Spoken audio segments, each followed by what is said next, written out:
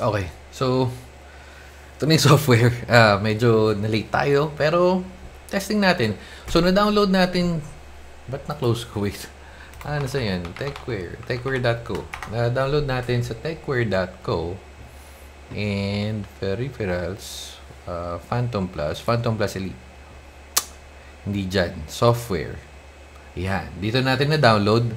So, trinay ko kasi to, hindi, dalawin na download ko. Itong Elite, Phantom Elite, tsaka Phantom Elite Plus Elite.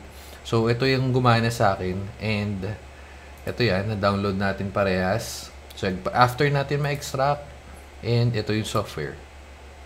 So, bago tayo magpunta sa software, check muna natin. Syempre, test natin yung latency. Again, naka-wired tayo. Hindi ko naririnig yun naman.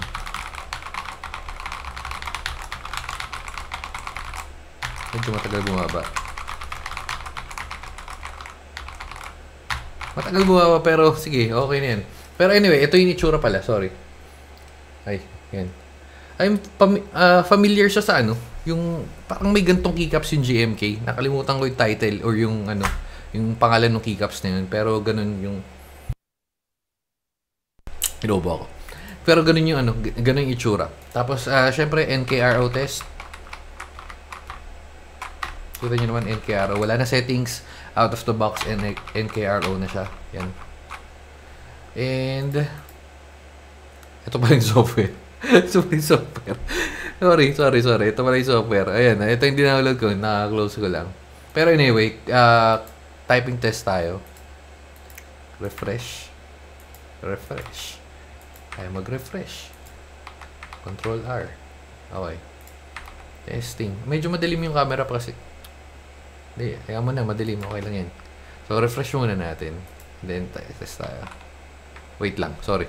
Ulit.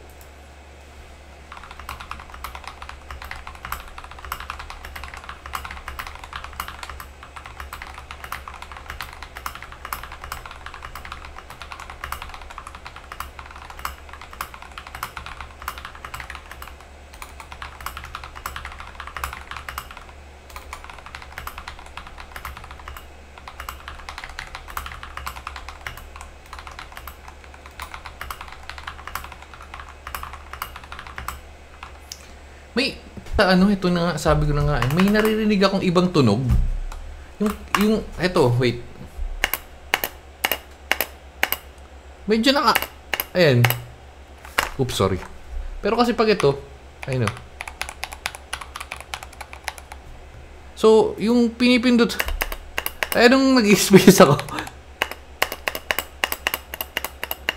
Ayun o, diba? Iba yung tunog. Compare dito. Sabi ko parang nag-iiba yung tunog. Pero anyway, so yun yung software. Yun yung ano niya, yung typing test natin. Medyo, kaya nga sabi ko medyo, wait, open tayo ng medyo maliwanag. Google. At hindi maliwanag yung Google.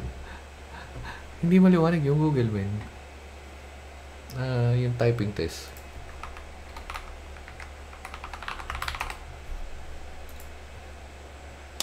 Pwede na yan. Okay, so going back, yun yung sinasabi ko. Kaya nagbukas lang ako para medyo maliwanag yung monitor para kita. Anyway, so yun nga, pagka pinipindot ko, ito yung nakakapanibago. Ano ba? Ayun o. Parang may spring na, alam mo yung parang hirap siya pumindot. Ayun o. Pero yung iba okay o. Dun lang. So, hindi ko sure kung lahat ng spacebar ng Techware is ganito, pero ito yung sa akin, kaya ito yung nire-review natin. Anyway, so tapos punta na tayo sa software niya. So ito yung software. Pag na-download mo yun at in-install mo, ito yung makukuha mo. May profile 1, 2, and 3. Siyempre, pwede ka magdagdag, pwede ka mag-delete, at pwede ka mag-edit. Actually, meron kang import, import-export. So, all goods. And sa first na tab, meron kang lightning. Lightning horizontal. Wait, check ko kung nagbabago. Okay, so na-adjust niya. Wait. Okay, so na-adjust niya. So yung settings, ito yung default na naka-horizontal wave. Try natin. Well, ngayon naka-horizontal wave. Try natin tong breathing. Ayan. So, nakokontrol natin using the software. Pero, okay na tayo. Balik na muna tayo dun sa horizontal something. Ano yun? Horizontal wave. Okay. Horizontal wave. And then, key settings. Okay. So, ito yung magmamap ka. Ayan. Hindi na tayo magmamap. Alam nyo naman. Yan. Nakita. Pare-pares lang naman yan. Katulad din ng ibang software.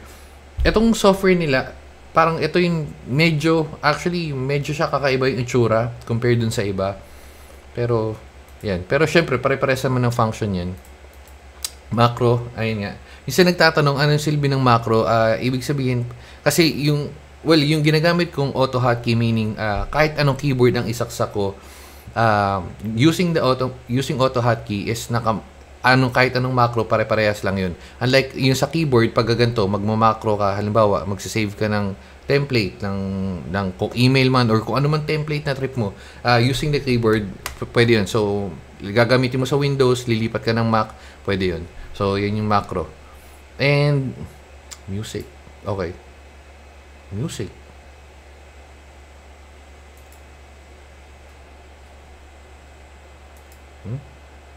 Wait, nawamatay. Ayan, okay. Rhythm music. So, ngayon kasi, kasi inon natin. Feeling ko dahil walang tunog. Open tayong YouTube.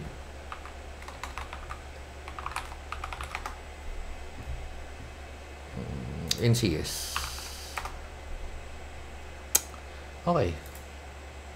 I recommend Similac Game School with Prodigy for higher IQ, faster learning, and 5 HMOs for strong... Wait lang, may ads. Naanlan natin ng konti para...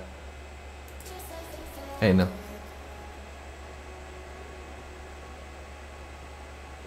Siyempre nagpa-play.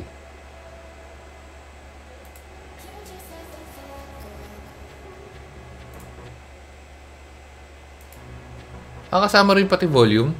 Talaga?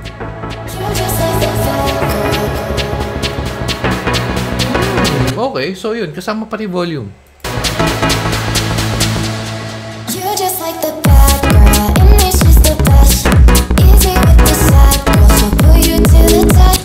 Anyway, so yun na yun. So, gumagana yung software niya.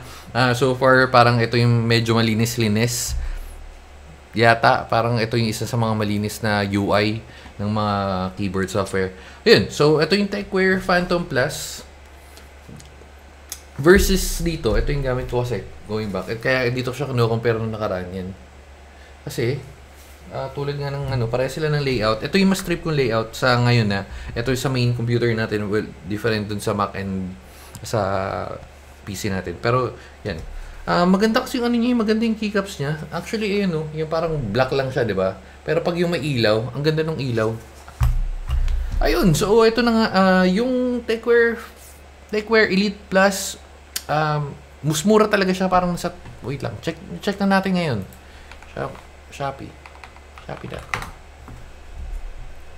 TechWare Elite, TechWare Phantom Elite, or Phantom Plus Elite. Ayun, Phantom Plus Elite. O yan, so nasa 3.5. So kung kukuha ka ng naka-sale, approximately papalo yung mga 3,000 or 3,100, mga ganun. Kasama na shipping, 3,200 sabihin mo na. Pero yan, goods yan. Kasi yung K8 medyo mas mahal siya na konti, pero para sa na to, software, para sa keyboard and software, goods na pa siya sa akin. Pero kung may budget ka, mas pipiliin ko pa rin yung K8. Ayun lang. So, dito na natin tatapusin kasi try natin counter. Lipat tayo counter. Ayun pala. Yun pala yung gagawin ko. Kaya pala ako gumising. Madaling araw ngayon. Gumising ako dahil testing ko yung counter. Matagal na dapat pero separate video. Sunod tayo. Lipat natin. Testing natin counter. Counter Strike 2. Sige na. Bye-bye. Babu.